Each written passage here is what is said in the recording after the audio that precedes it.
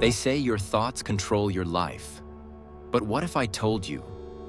Most people have no control over their thoughts at all. Your mind jumps from worry to doubt, from past regrets to future fears, all without your permission. And the worst part? Every undisciplined thought is shaping your future, whether you realize it or not. If you don't control your thoughts will control you. But there's a way to break free. What if you could master your mind the same way an athlete trains their body? What if, instead of reacting to life, you could shape your reality by disciplining your thoughts? This isn't some mystical idea. It's a practical skill, one that has been taught for centuries by the wisest minds in history. And in today's world, where distractions are everywhere, learning to discipline your thoughts is more important than ever. By the end of this video, you'll have a clear, actionable strategy to take back control of your mind, eliminate negative thought patterns, and develop the mental discipline needed to create the life you want. Let's get into it. Most people live on autopilot. Their minds are like a wild horse, racing, jumping, resisting any kind of control. They wake up in the morning, and before they even get out of bed, their mind is already running. What if today goes wrong? What if I fail? What if I never succeed? They don't even realize these thoughts are shaping their entire day, their entire life. The truth is, your thoughts are like seeds. Every thought you entertain is planting something in your mind. Some thoughts grow into confidence, success, and inner peace. Others grow into fear, doubt, and regret. So the real question is, are you planting weeds or are you planting trees? If you don't discipline your mind, the world will do it for you. Social media, news, negativity. These things are shaping your thoughts without you even noticing. And if you don't take control, you'll be living a life designed by external influences, not by your own choices. So how do you take back control? How do you discipline your thoughts? You cannot change what you do not notice. This is the foundational truth of self-improvement, personal growth, and mental well-being. Most people go through their days unaware of the thoughts that dominate their minds. They assume that their thinking is automatic, something that just happens to them, rather than something they can influence. But the reality is that every thought you entertain is a choice, whether conscious or unconscious. The first step toward mastering your mind is to become aware of the patterns, themes, and quality of your thoughts. To do this, you need to observe your thinking as if you were an outsider looking in. One of the most effective ways to do this is by keeping a thought journal. Carry a small notebook or use your phone's notes app to jot down recurring thoughts throughout the day.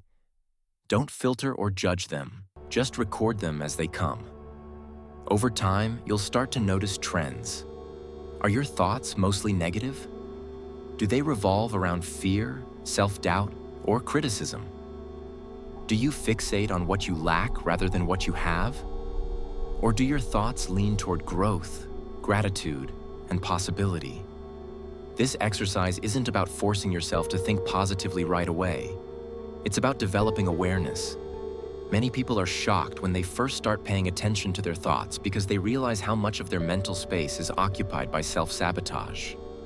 You might notice that you constantly replay past mistakes, worry about future failures, or compare yourself unfavorably to others. These patterns don't serve you, but until you see them clearly, you can't change them. Once you identify the dominant themes in your thinking, you can begin to shift them. Awareness is the first and most crucial step because it interrupts the autopilot mode that most people operate in. Instead of blindly accepting every thought as truth, you start to recognize that thoughts are just mental events. Some useful, some not. This realization alone can be transformative. You begin to see that you have a choice in what you focus on, and with that choice comes the power to reshape your mindset. Once you've become aware of your thought patterns, the next step is to challenge the negative ones. The mind has a tendency to magnify fears, distort reality, and reinforce limiting beliefs. Left unchecked, these thoughts can shape your emotions, decisions, and ultimately, your life. But here's the key insight. Most negative thoughts are not facts. They are assumptions, exaggerations, or outright lies that your mind tells you. For example, your mind might say, "You'll never succeed." Before you accept that as truth, ask yourself, where is the evidence? Has there ever been a time when you succeeded at something? If so, then the statement "never" is already false. Your mind might say, "You always fail." But is that really true? Always? Without exception? Or are there instances where you've done well, learned, or improved? When you start to examine these thoughts critically, you'll often find that they crumble under scrutiny. This process is called cognitive restructuring, a technique used in cognitive behavioral therapy, CBT. It involves identifying irrational or harmful thoughts and replacing them with more balanced, realistic ones. The goal isn't to force yourself into blind positivity, but to correct distorted thinking. For instance, instead of thinking, "I'm a failure because I made a mistake," you might reframe it as, "Mistakes are part of learning. I can use this experience to improve." Another powerful way to challenge negative thoughts is to ask yourself, would I say this to someone I care about? If your friend failed at something, would you tell them, "You're a loser and you'll never succeed"? Probably not. You'd likely offer encouragement or remind them that setbacks don't define them. Yet many people speak to themselves in ways they would never tolerate from others. By recognizing this double standard, you can start treating yourself with the same compassion you'd extend to a friend. It's also helpful to consider alternative explanations. If you think, "My boss didn't acknowledge my idea in the meeting, they must think I'm incompetent," challenge that assumption. Could there be other reasons? Maybe they were distracted, or perhaps they'll address it later. The mind loves to jump to the worst-case scenario, but in reality, there are usually multiple interpretations. Challenging negative thoughts takes practice. At first, it might feel unnatural or forced, but over time, it becomes a habit. The more you question your automatic negative thoughts, the weaker their grip becomes. Eventually, you'll find that you no longer accept every fearful or self-critical thought as truth. Instead, you'll develop a more balanced, rational inner dialogue, one that supports rather than sabotages you. By combining awareness with active challenge, you take control of your mindset. You stop being a passive recipient of whatever thoughts pop into your head and start being an active participant in shaping your mental landscape. This shift doesn't just improve your mood, it changes your actions, your decisions, and ultimately, the trajectory of your life. If you've ever tended a garden, you know that simply pulling out weeds isn't enough. If you leave the soil bare, new weeds will sprout in no time. The only way to keep the garden thriving is to replace the weeds with something stronger. Flowers, plants, or anything that occupies the space and prevents the weeds from taking over again. Your mind works the same way. Removing negative or weak thoughts is only half the battle. If you don't replace them with stronger, more disciplined ones, the negativity will creep back in. This is why affirmations are so powerful, but only when used correctly. Most people misuse them, repeating vague, unrealistic statements that their subconscious mind rejects. To truly rewire your thinking, you need affirmations that are believable, actionable, and rooted in evidence. The problem with generic affirmations like, "I am confident" or "I am successful," is that they lack substance. If you're currently struggling with self-doubt, your mind will immediately counter with, "No, I'm not." The brain resists statements that don't align with your current reality. That's why the most effective affirmations are phrased in a way that acknowledges progress rather than claiming an unrealistic immediate transformation. Instead of saying, "I am confident," say, "I am becoming more confident every day because I take action despite fear." This version is far more believable because it ties confidence to a tangible behavior, taking action even when afraid. Your mind can accept this because it's not a lie. It's a reflection of a process you're actively engaged in. The same principle applies to success. Telling yourself, "I am successful," might feel hollow if you haven't yet achieved your goals. But saying, "I create success by improving myself daily and staying focused on my goals," reinforces the behaviors that lead to success. It shifts the focus from an end result, which may feel distant, to the daily actions that will get you there. This makes the affirmation feel real because you can point to evidence, your daily efforts, as proof. The key is to craft thoughts that your mind can't easily dismiss. When an affirmation is tied to real, observable actions, it becomes undeniable. This approach works because it aligns with how the brain forms beliefs. Beliefs aren't built on wishful thinking. They're built on repeated experiences and evidence. If you want to believe you're disciplined, you can't just repeat, "I am disciplined." You have to prove it to yourself through small, consistent actions. Then your affirmation becomes, "I am building discipline by sticking to my routines every day." This statement is powerful because it's true.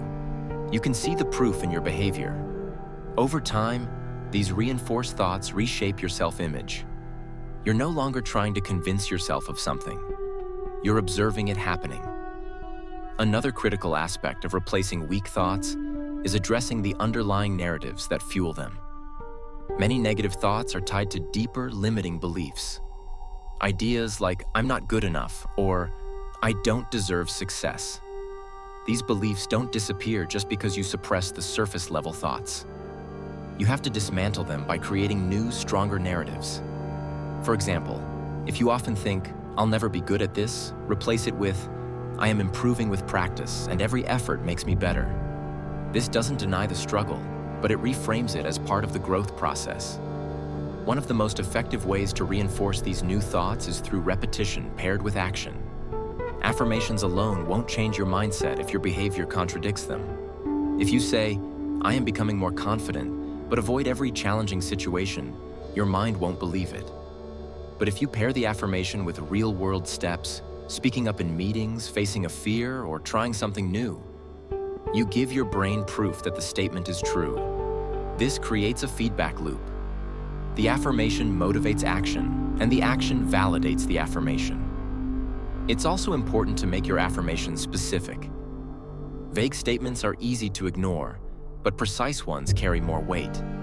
Instead of saying, "I am productive," say, "I use my time wisely by focusing on my most important tasks first." This gives you a clear standard to measure yourself against. At the end of the day, you can reflect and ask, "Did I focus on my priorities?" If the answer is yes, the affirmation gains strength. If not, it's a cue to adjust your approach the next day.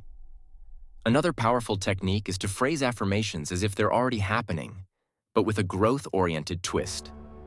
For example, "I am someone who learns from setbacks and comes back stronger," is more effective than "I will never fail again." The first statement accepts that challenges will happen but focuses on resilience, while the second is unrealistic and sets you up for self-criticism. The best affirmations are those that acknowledge reality while steering you toward growth. The process of replacing weak thoughts with strong ones isn't a one-time event. It's a daily practice. Just as weeds can return to a garden if left unchecked, old thought patterns can resurface if you're not consistently reinforcing the new ones. This is why discipline is so important. You have to consciously choose your thoughts, especially in moments of doubt or stress. Over time, the strong thoughts become automatic, crowding out the weak ones naturally. One of the biggest mistakes people make is expecting immediate results. Changing your thought patterns takes time because you're rewiring deeply ingrained habits. Be patient with yourself. If you catch yourself slipping into old negative thoughts, don't berate yourself. Just gently redirect your focus to the stronger thought.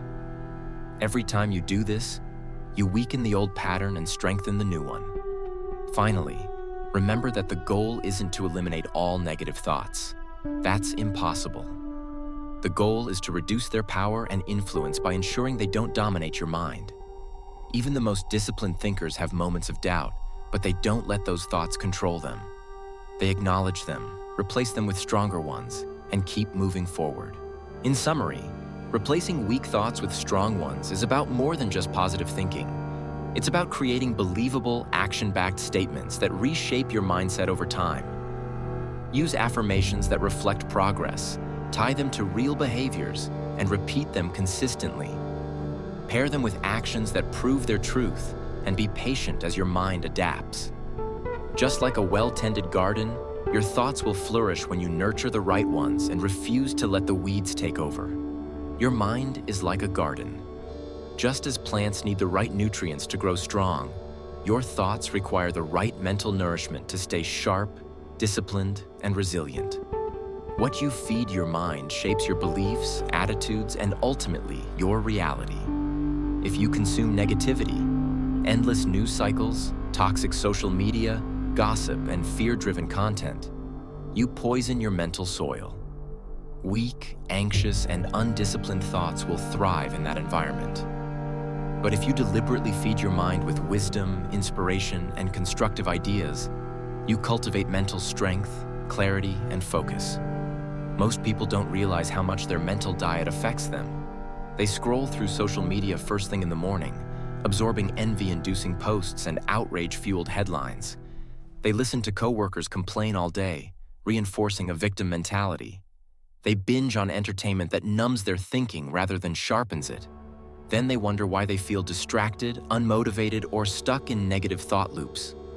The truth is, your mind cannot outperform what you feed it.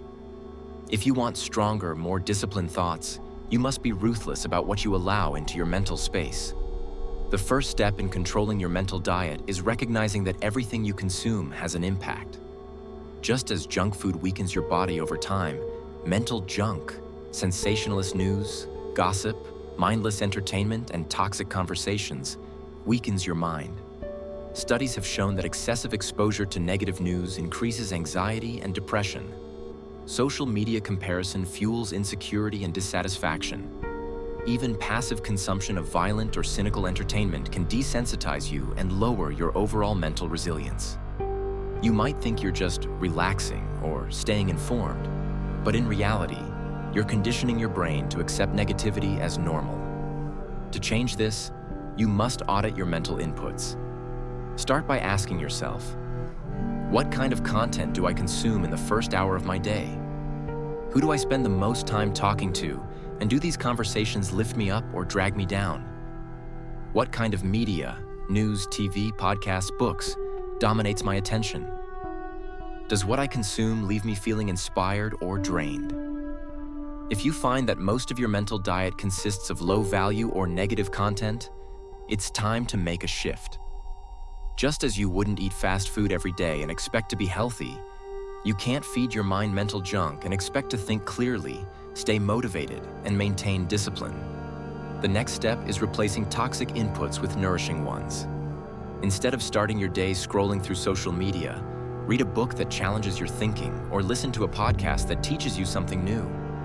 Replace mindless entertainment with documentaries, biographies of people you admire, or deep dive discussions on topics that expand your perspective.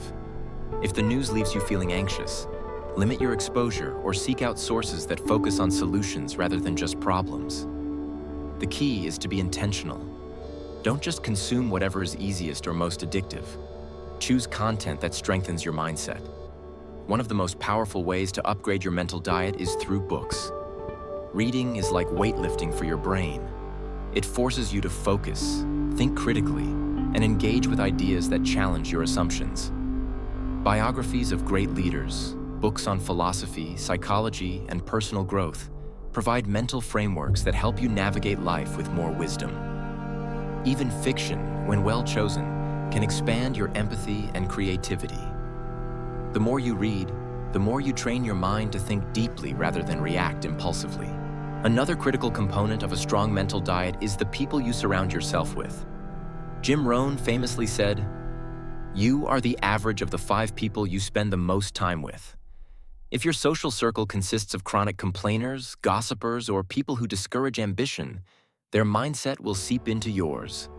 On the other hand, if you surround yourself with individuals who push you to grow, challenge your excuses, and inspire you with their own discipline, their energy will elevate you. Seek out mentors, join mastermind groups, or engage in communities where growth is the norm. If you can't find these people in person, listen to podcasts, watch interviews, or read works by those who embody the mindset you want to develop. Your environment also plays a huge role in your mental diet. If your workspace is cluttered, your phone constantly buzzes with distractions, and your home is filled with mindless noise, your thoughts will be scattered. But if you create an environment that supports focus, whether that means a clean workspace, background music that helps you concentrate, or scheduled blocks of deep work, you train your brain to operate at a higher level. Small changes, like removing unnecessary apps from your phone or setting boundaries around work and leisure time, can dramatically improve your mental clarity. One of the most overlooked aspects of mental diet is entertainment. Many people assume that because something is just for fun, it doesn't affect their mindset.